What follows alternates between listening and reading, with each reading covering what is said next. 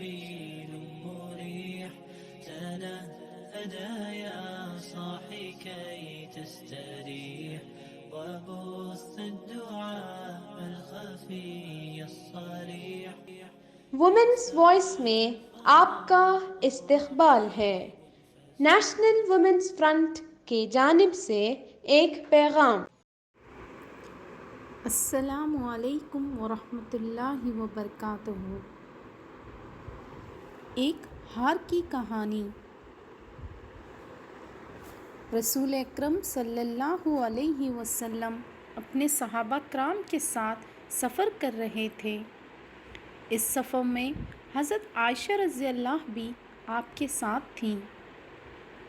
دوران سفر ایک جگہ رات کا وقت ہو چلا تو نبی صلی اللہ علیہ وسلم نے مدینے کے قریب آرام کرنے کا حکم دیا تو تمام صحابہ کرام بیدایا کے قریب خیمہ زن ہو گئے۔ اسی سفر کے دوران حضرت عائشہ رضی اللہ کا ہار گم ہو گیا تھا، اور یہ ہار حضرت اسماء بنت ابو بکر کا تھا۔ ان کا ذاتی ہار نہیں تھا، اس لیے وہ بہت پریشان ہوئی۔ حضرت عائشہ ہار کے گم ہونے کی وجہ سے بہت پریشان ہوئی اور اسے ادھر ادھر تلاش کرنے لگی۔ اسی میں اتنا وقت ہو چکا تھا، نماز کا وقت قریب آ گیا۔ حتیٰ کہ نماز کا وقت گزرنے لگا اور صحابہ کرام یہ سوچنے لگے کہ اب کیا کریں گے؟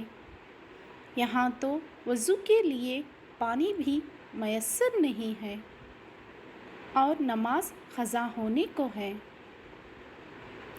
صحابہ کرام حضرت ابو بکر سے شکایت کرنے لگے کہ یہ تمہاری بیٹی کی وجہ سے ہوا ہے۔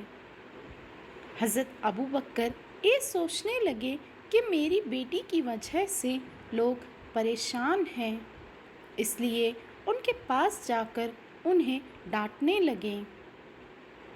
تم نے اپنی لاپرواہی کی وجہ سے تمام لوگوں کو پریشانی میں مبتلا کر دیا ہے، اور لوگ پانی نہ ہونے کی وجہ سے لوگ دقت اور پریشانی کا سامنا کر رہے ہیں۔ اس کے بعد حضرت عائشہ ہار نہ ملنے کی صورت میں مایوس ہو کر حضور اکرم صلی اللہ علیہ وسلم کی بارگاہ میں حاضر ہوئیں۔ اللہ کے نبی صلی اللہ علیہ وسلم ان کو تسلی دی اور پھر ان کی گود میں سر رکھ کر لیٹ گئے۔ اس سفر میں ہی تیمم کرنے کا حکم اور طریقہ نازل ہوا۔